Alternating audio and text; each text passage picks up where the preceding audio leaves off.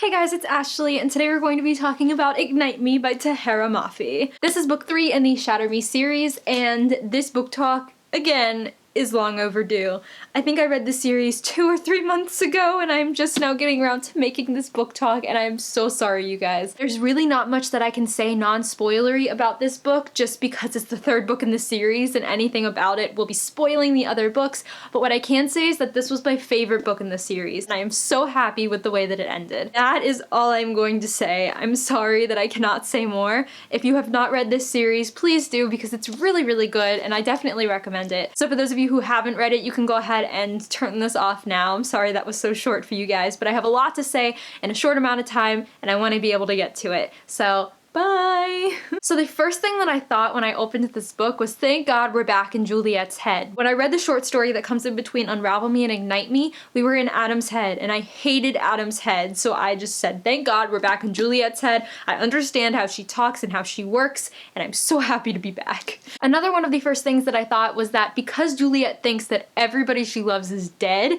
how is that going to affect her? I feel like she could go 2 ways. She could either spiral into a never-ending pit of doom and despair, or it might push her toward Warner, which I was very excited about because I love Warner. I love the part where Juliet tells Warner that her plans are to destroy the reestablishment and his father, and he starts laughing, and she says, "I'm not stupid, I can do it," or something like that, and he goes, "I'm not laughing, I only want to know if you want my help." Loved that part. I love that Warner is so ready and able to just flip the switch, even though there really was no switch to begin with. He was always against his father's side.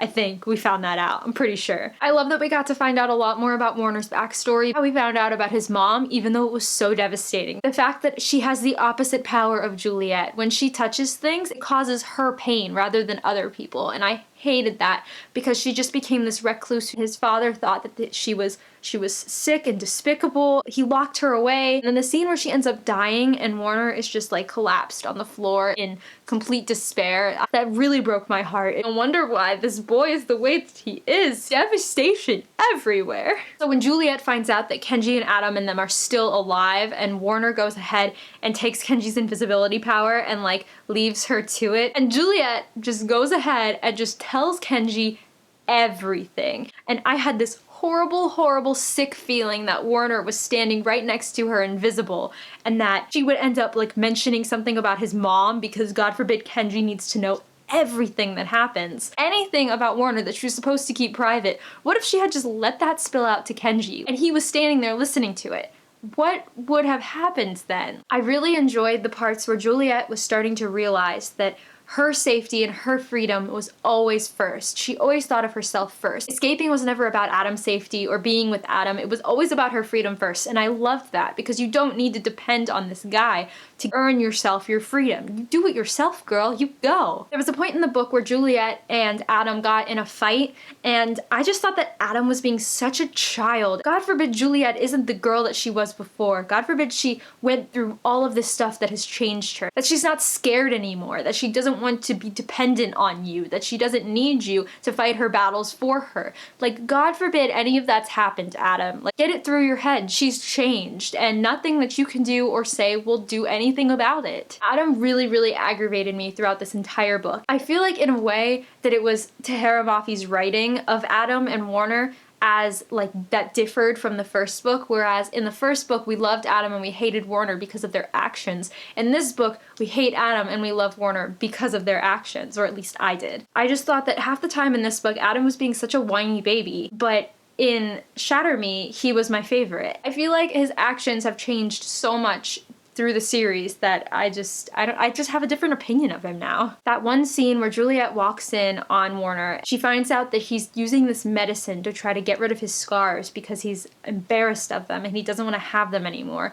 That just broke my heart. I love you, Warner, but God, why do you feel like you need to do that? Oh my God, that part. I had this theory throughout the book that Kenji would end up being gay and that he would have had this really, really big crush and love on Adam the entire time. It just completely ended up not happening, but I still think that it could happen. I feel like Kenji has some feelings toward Adam that he has not addressed in this book, and that if there were another book that he should address them, because for some reason I can just see them together and I'm not sure why, and I don't know if anybody has ever thought the same thing. Don't skewer me alive if you guys don't agree with me, okay? I wrote something in my notes that's really cracking me up. I said something like, Juliet was really scaring me at the point where she wants to take over as Supreme Commander, and then in all capital letters I wrote like, ha ha ha ha ha, and then I wrote, less than a week ago you were crying at your own shadow.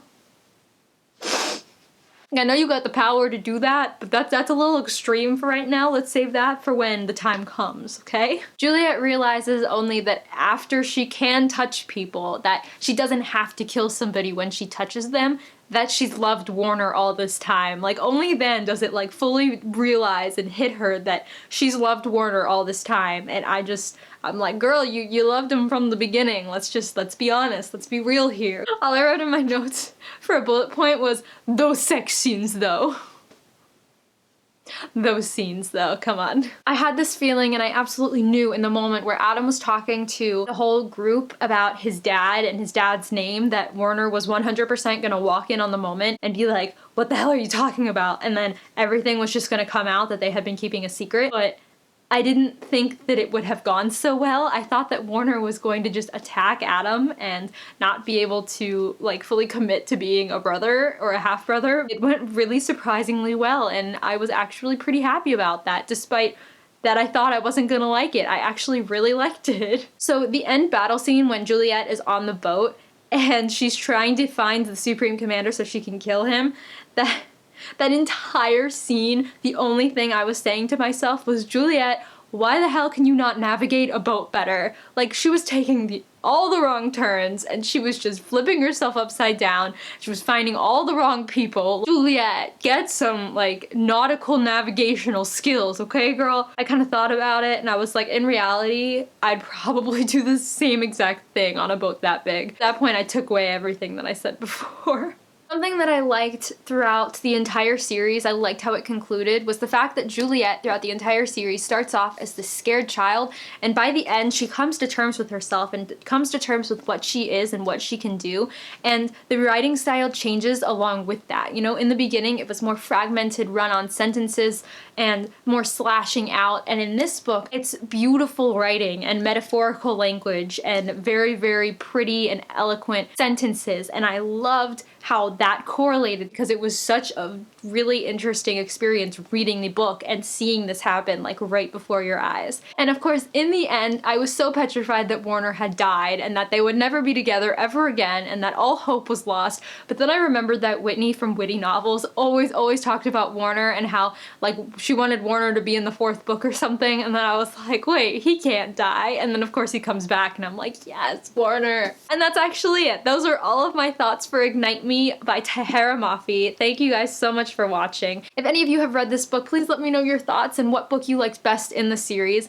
and whether you really liked how this ended, because I was ecstatic with how it ended, okay? I was really, really happy and I am so glad that it ended the way that it did. So if you like this video, be sure to give it a big thumbs up or subscribe to my channel if you want to be notified of when I upload new videos. If you want to follow me on social media, all of my links are in the description below. Thank you guys so much for watching and I'll catch you later. Bye!